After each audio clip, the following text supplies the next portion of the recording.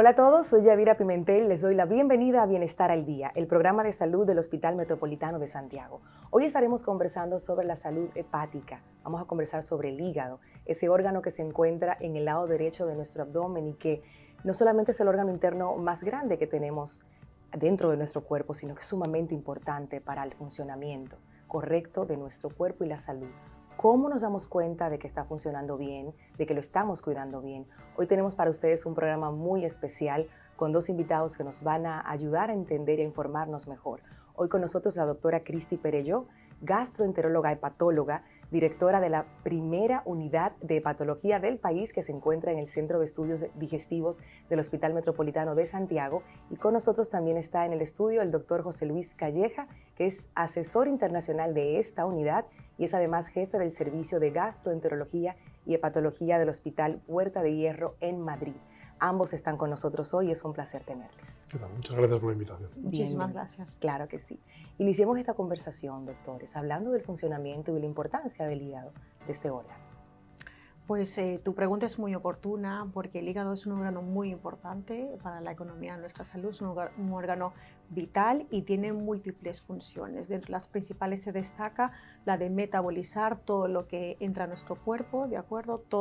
El hígado es el filtro, ¿no? Para decirlo de una manera más sencilla, se encarga de filtrar todo lo que entra a nuestro cuerpo, además de producir múltiples sustancias, desde hormonas, proteínas y factores de coagulación. Por lo tanto, es un órgano que, como te he dicho al principio, es vital para nuestra supervivencia. Sí, cuando escuchamos la palabra filtro, inmediatamente uno piensa en cómo entran cosas a nuestro cuerpo y este órgano está ahí como vigilando y filtrando. El hígado es como el laboratorio del cuerpo, ¿no? Todo lo que entra por la boca, todo, absolutamente todo, tiene que pasar por la sangre y ese filtrado principal pues lo recoge lo que es el hígado y ya a partir de ahí se distribuye a toda la economía del cuerpo. Es así.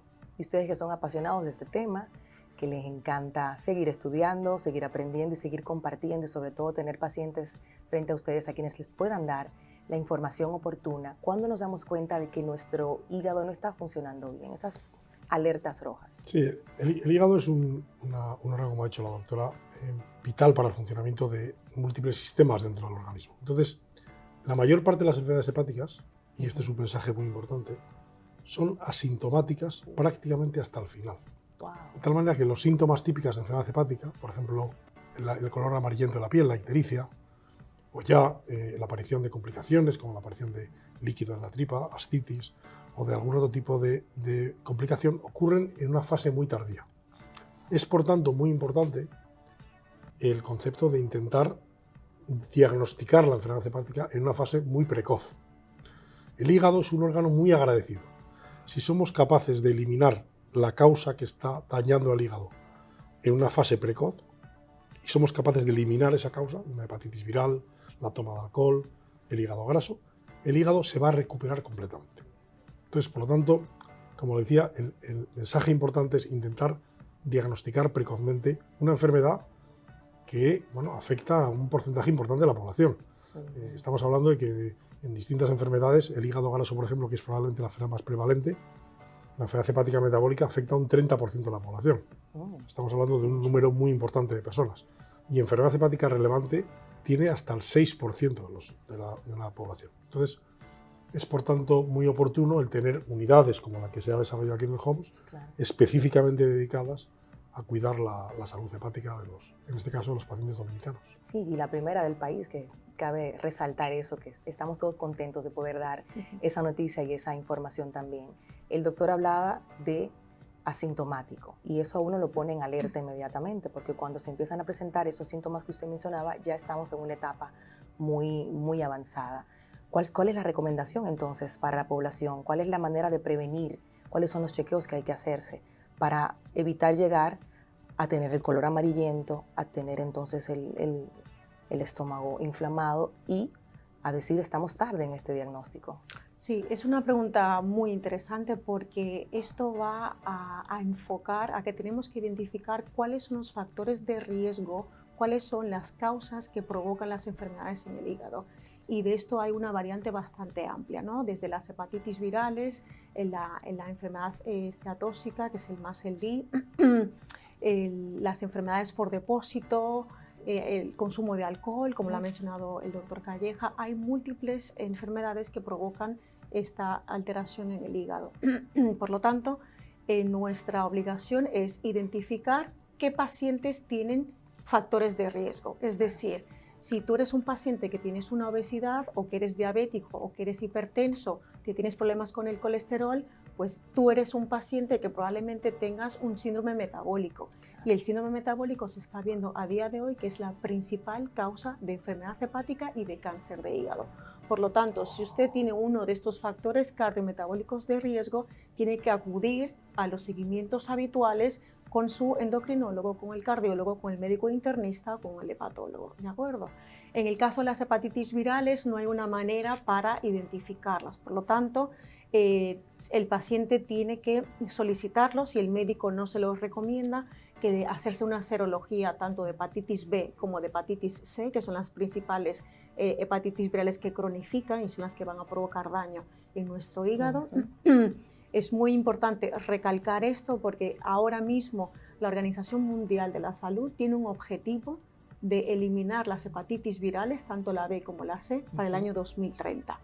Y como son enfermedades asintomáticas, tenemos que ir a buscarlas, tenemos que ir a buscar a los pacientes que tienen estas entidades. Por lo tanto, la recomendación que hago es que a los profesionales le solicitemos a nuestros pacientes una serología tanto de hepatitis B y hepatitis C al menos una vez en la vida. Si el médico no te lo recomienda o no te hace esta sugerencia, yo hago el llamado a los pacientes que le pidan, le soliciten a su médico estas pruebas, porque es una manera de detectarla a tiempo. Son hepatitis que a día de hoy tienen tratamiento, la hepatitis C se trata y se cura, y la hepatitis B hay vacuna para eso, por lo tanto hay maneras de también prevenirlas. O sea que una forma de nosotros montarnos en ese tren de cara al 2030 para erradicarla es también pedir que nos hagan las pruebas. Es fundamental, es fundamental.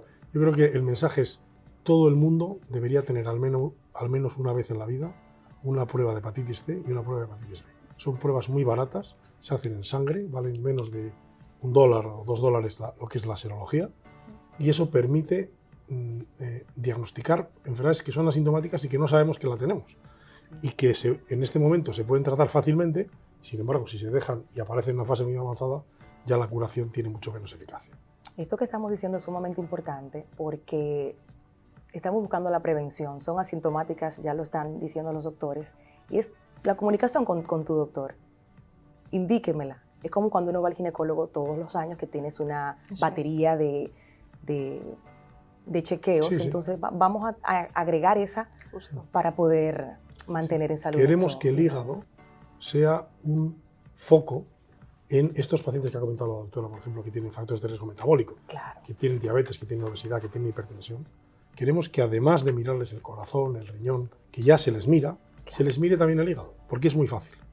Y son pacientes en los cuales diagnosticamos fácilmente la presencia de una enfermedad hepática, y por lo tanto estamos en el momento, como le decía antes, de poder prevenir que ese daño hepático evolucione hacia una fase mucho más avanzada de cirrosis y de cáncer. Sobre todo ahora que tenemos tantas innovaciones a nivel científico, tantos tratamientos de los cuales vamos a hablar más adelante, y mientras más temprano se diagnostica, el panorama es distinto. Lo más importante es hacer medicina preventiva. Correcto. ¿De acuerdo? Prevenir este tipo de enfermedades. Si no podemos prevenirla, pues lo ideal es diagnosticarlas a tiempo. Es así. ¿Existen factores genéticos en cuanto a la salud hepática que pudiéramos mencionar o no? Pues sí, existe una variable, entidades de origen hereditario, ¿de acuerdo? Hay enfermedades metabólicas hereditarias en las que se acumula cierta sustancia, como por ejemplo el hierro, el cobre. Son enfermedades que, pues la hemocromatosis es cuando se acumula el hierro de manera anormal en el hígado. La enfermedad de Wilson también es una enfermedad hereditaria. Lo que ocurre en esta patología es que hay una acumulación de cobre anómala, y sí, efectivamente hay enfermedades que tienen un comportamiento genético que se heredan de padre a los hijos. Por lo tanto, también son enfermedades asintomáticas y la gran mayoría pues, se detecta por alteraciones en la analítica. Es muy importante, si el médico detecta este tipo de alteraciones, intentar ir un poco más allá, ¿no?, con el estudio de estas enfermedades. Profundizar. Y cada vez más vemos que no solo hay enfermedades hereditarias, como ha comentado la doctora, también en niños. En niños hay muchas enfermedades genéticas, Claro. En la edad más infantil.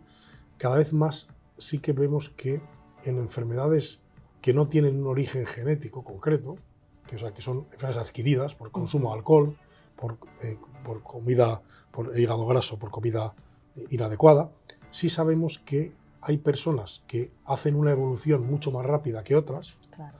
y esa evolución rápida hacia una cirrosis muchas veces depende de factores genéticos propios.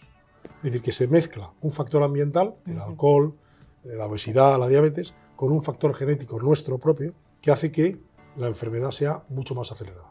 Porque por eso ves gente que tiene un consumo de alcohol muy importante y no desarrolla una enfermedad hepática, y otros que tienen un consumo de alcohol incluso menor, que desarrollan una enfermedad hepática más avanzada. Y en eso también estamos investigando para intentar focalizar qué pacientes tienen más riesgo de, aún consumiendo alcohol, aún teniendo obesidad, aún teniendo diabetes, hacer una enfermedad hepática mucho más relevante. Mucho más acelerada. Aprovecho esta pregunta, Yaira, Claro. porque es muy importante también ahora, recordando un poco todas las etiologías, también los medicamentos, ¿de acuerdo?, pueden provocar una alteración en el hígado. Y partiendo de la base de este contexto genético que preguntas, muchos pacientes presentan alteración, o sea, inflamación del hígado de manera importante por consumo de ciertos fármacos, y lo que se ha visto es que puede haber una predisposición genética que te haga que tú, que consumes este fármaco, tengas una alteración en el hígado. Sin embargo, pues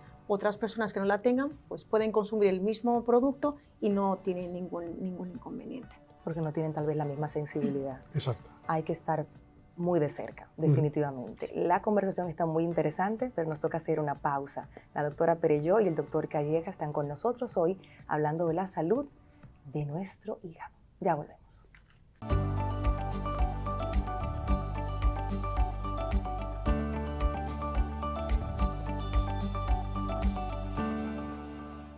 Continuamos en Bienestar al Día conversando sobre la salud hepática. La doctora Perelló, gastroenteróloga y hepatóloga del HOMS, está con nosotros, además directora de esta primera unidad de hepatología que se encuentra en el HOMS, es la primera del país. También el doctor José Luis Calleja, que es el asesor internacional de esta unidad desde Madrid, está con nosotros hoy hablando de la salud hepática.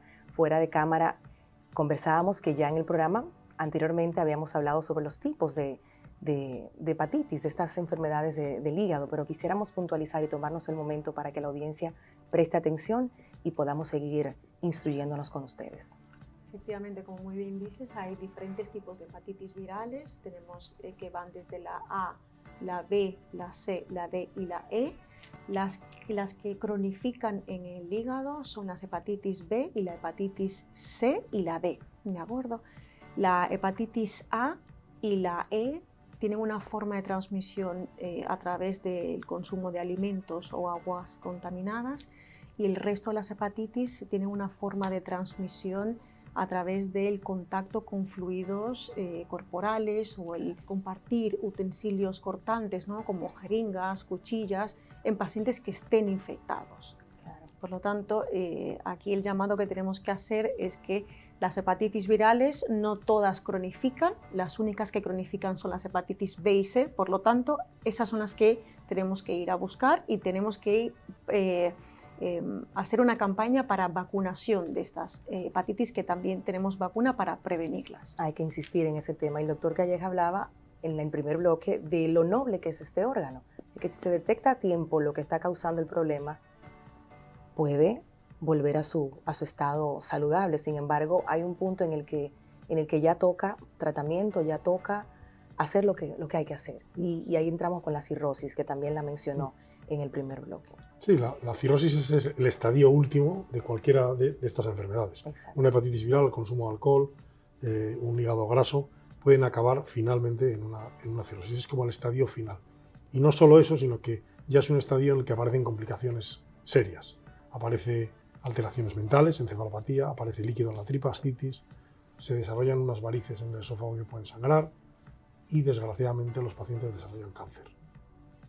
Es por tanto que en esta fase final es donde ya las herramientas que tenemos de reversión de la enfermedad son mucho más limitadas. Totalmente, y por eso seguimos hablando de la parte de la prevención, de los chequeos y del cuidado en general, que tiene mucho que ver hasta con los hábitos. Hablábamos ahorita de que no solamente en nuestro país el consumo de alcohol está en aumento en todas partes y cada vez personas más jóvenes están empezando a divertirse a través de la toma de alcohol. Y llega un punto en el que ya pierden el control y no entienden la magnitud y el daño que se le hace, no solamente al hígado, sino a la salud en sentido general y la mala alimentación. Cuando ustedes están frente a un paciente y están buscando lo que está pasando con su hígado, ¿cuáles son las distintas formas de diagnosticar lo que tenemos actualmente? Bueno, pues tenemos diversas formas de diagnosticarlos, desde pruebas de imágenes, ¿de acuerdo? Que nos dan una idea de cuál es la morfología de nuestro hígado, es decir, cómo son los bordes, si los bordes son regulares, son irregulares, eso nos orienta a que hay una enfermedad más avanzada en el hígado. Básicamente las técnicas de imagen, ¿no? Sonografía abdominal, tomografía o ya pruebas más finas de resonancia magnética. Podemos también evaluar la fibrosis en el hígado, así como también la cantidad de grasa o esteatosis que existe con métodos no invasivos. En este caso se dispone de la elastografía de transición, que es una herramienta muy precisa y que nos da una idea de cuál es el estadio de fibrosis y la cantidad de grasa que puede tener este paciente. Esto es una prueba que no es para nada invasiva, de hecho no es invasiva, el resultado lo obtienes de manera inmediata y puedes incluso hacer las recomendaciones rápidamente con nuestro paciente. Y finalmente también disponemos de la biopsia hepática, pero la biopsia hepática es una técnica que nos reservamos, ¿no?, para casos muy concretos y muy especiales, cuando las otras técnicas que te he mencionado previamente, como la sonografía o la elastografía de transición, no nos orienta o no nos ayuda a ver qué es lo que está ocurriendo de verdad en el hígado. Claro que sí. Ustedes que tienen tanta experiencia y que por sus manos pasan tantos pacientes, imaginémonos que estamos todos sentados con mucha atención, escuchándolos. ¿Qué es lo que más les preocupa a ustedes como especialistas de la salud del hígado? De lo que esté pasando actualmente con nosotros, la población actual, la generación actual. Bueno, las dos principales causas de enfermedad hepática en todo el mundo, o las tres diría yo, son la enfermedad hepática metabólica, el consumo de alcohol y las hepatitis virales. Y son tres causas prevenibles, ¿no? La causa de enfermedad hepática metabólica tiene mucho que ver con la obesidad. Claro. Tenemos que hacer algo en nuestra sociedad para evitar las tasas de obesidad que tenemos. Tasas de obesidad que vienen peor incluso ahora en los niños. Es decir, sí, cuando uno mira la tasa de obesidad infantil en países como el vuestro, como el mío, hasta un 40% de niños con sobrepeso y obesidad. Eso en unos años van a ser hígados con enfermedad hepática metabólica. El consumo de alcohol está socialmente muy aceptado. Yo entiendo que el alcohol en su momento se puede tomar, se puede disfrutar, claro, pero el mensaje muy importante, todos los pacientes que tienen hígado graso, que tienen algún tipo de enfermedad, no pueden tomar nada de alcohol. Y deberíamos ser muy estrictos en el acceso de alcohol en los menores, que en este país, en mi país, es un asunto absolutamente abandonado. Es facilísimo conseguir, casi es más barato conseguir un litro de cualquier licor que casi un litro de agua, ¿no? Dios. Entonces, bueno, esto es un tema a plantearse. Y por último, como ha comentado la doctora, hacer un esfuerzo en las hepatitis virales. Tenemos tratamientos, tenemos medicaciones que van a conseguir eliminar la enfermedad. Hace falta diagnosticar al paciente en una enfermedad completamente asintomática, en los cuales muchos de los pacientes no tienen ningún factor de riesgo. Por lo tanto, como hemos dicho al principio y lo ha contado la doctora, al menos una vez en la vida háganse un test de hepatitis C y hepatitis B. Al menos una vez. Al menos una vez. Bueno, ahí están las preocupaciones expuestas para que nosotros las tengamos en cuenta y hagamos lo que nos corresponde hacer. Hablábamos también fuera de micrófono de los suplementos. Estamos en la era de suplementarse. Todos somos médicos, todos sabemos que tenemos que ingresar a nuestro cuerpo si nos duele aquí, si nos duele allí, si queremos tener una mejor piel, un mejor cabello, y estamos inmersos en ese mundo del suplemento, doctora. ¿Qué nos Así puede es, decir con eso? yo creo que es, a ver, tú has dado en el clavo porque así como también hay muchas personas con sobrepeso y obesidad, también tenemos el punto opuesto, ¿no? Que hay mucha gente que se cuida, que va al gimnasio, que le gusta estar en forma, que le gusta verse bien, ¿no? Y casi siempre este tipo de conducta se asocia a utilizar, ¿no? Fármacos que te ayuden, ¿no? a perder peso o a disminuir la cantidad de grasa que tienes a nivel corporal, o te ayuda también a ganar masa muscular, y esto es algo que tenemos que tener muchísimo cuidado porque este tipo de productos, por ejemplo, los productos de herbolistería, hay fármacos bueno, no fármacos, hay productos que se venden fácilmente para dietas muy estrictas, Sí. ¿no? Dietas rápidas. Hay que tener mucho cuidado con este tipo de productos porque en una población determinada incluso puede provocar lo que conocemos como hepatitis inducida por fármacos. Correcto. Por lo tanto, la recomendación que yo hago es que intentemos, si estamos en el ambiente de cuidar nuestra salud, ¿no? Hacerlo por métodos sin tener que ayudarnos de nada, ¿no? Claro. Haces ejercicio, cuidas tu alimentación. No intentes ayudarte utilizando suplementos dietéticos, que no es que los estoy satanizando, pero hay que tener mucho cuidado porque, como hablábamos anteriormente, no sabemos nuestra genética, no sabemos qué nos puede llevar, ¿no? Si consumimos este tipo de productos. Por lo tanto, mucho cuidado a la hora de ayudarnos excesivamente, ¿no? con la pérdida de peso. Totalmente, ha quedado muy claro todo esto. El doctor Calleja, este acercamiento con el Hospital Metropolitano de Santiago, esta primera unidad de patología que los tiene ustedes muy contentos y emocionados, y a los pacientes de igual manera. Este curso que hicieron, este primer curso de patología junto a la doctora Brígida Navarro, que estuvieron el pasado 13 de julio, esa importancia de mantenerse actualizados, de estar en contacto con sus colegas, de traer información innovadora, fresca y de estar ahí presentes. ¿Cómo lo ven ustedes y cómo ha sido, cómo han estado estos días?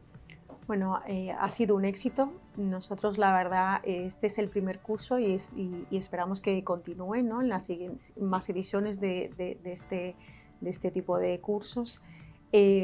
Nuestro principal interés es, como has dicho, es educar, ¿no? Claro. Educar a la población, o sea, a los pacientes, y entre los colegas compartir conocimiento, ¿de acuerdo? Compartir conocimiento, reforzar el conocimiento, porque es la única manera de que nosotros podamos trasladar esta información a nuestros pacientes, Claro. ¿de acuerdo? O sea, tenemos que entre todos trabajar buscando o intentando responder a las preguntas que no se sabe a día de hoy para poder avanzar, ¿no? Científicamente, y esto poder extrapolarlo y comunicarlo a los demás para que podamos llevar un mensaje importante a nuestros pacientes.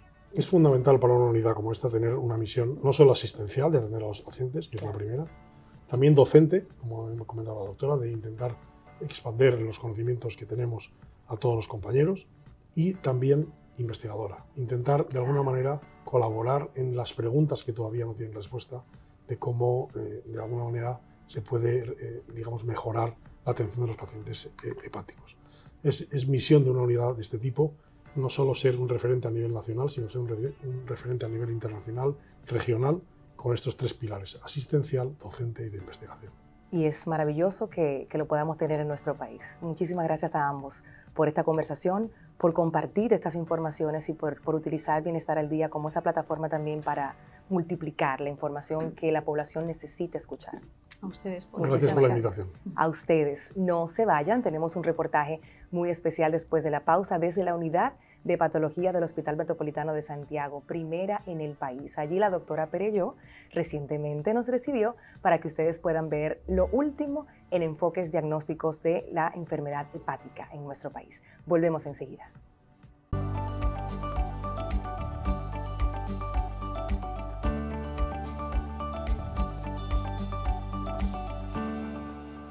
Estamos de regreso en Bienestar al Día a contarles que las enfermedades del hígado son las que más se benefician de un diagnóstico temprano y de un tratamiento adecuado. Hoy el Hospital Metropolitano de Santiago cuenta con la primera unidad de hepatología y desde allí nuestra compañera Carolyn Cuevas nos trae el siguiente reportaje. Adelante. Recorre uno de los pasillos que dan acceso a las diferentes áreas integradas en el moderno Centro de Estudios Digestivos del HOMS, como la nueva unidad de patología única de su tipo en la República Dominicana. La gastroenteróloga y doctora en hepatología, Cristi Perelló, prepara el equipo de elastografía de última generación. Esta tecnología permite a los especialistas tomar medidas y proyecciones sobre la situación hepática del paciente de manera no invasiva.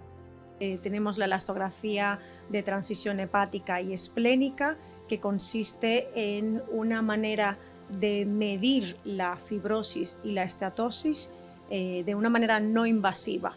Eso nos da una idea, pues, de cuál es de la cantidad de grasa o de fibrosis, como ya te he dicho, que existe en el hígado. También podemos medir, cuantificar la cantidad de fibrosis que tiene el vaso, porque habitualmente en los pacientes que tienen enfermedades hepáticas se suele afectar de manera secundaria el vaso.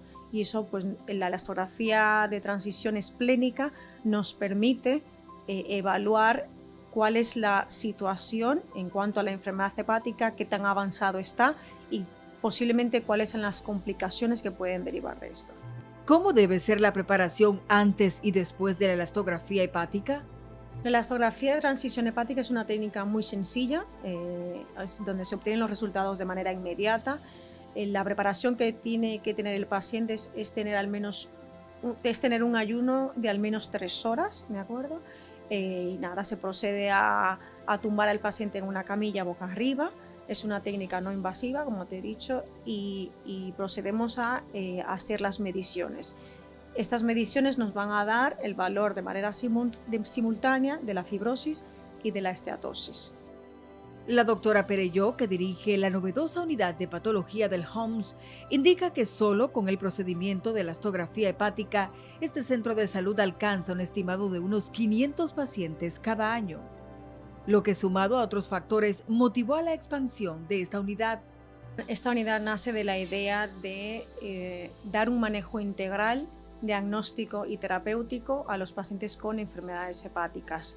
Y en este sentido hemos considerado que el HOMS es la plataforma ideal para llevar a cabo esta unidad que, como te he dicho, su principal interés es el manejo integral de los pacientes que tienen una enfermedad hepática y que hasta ahora no existe en el país.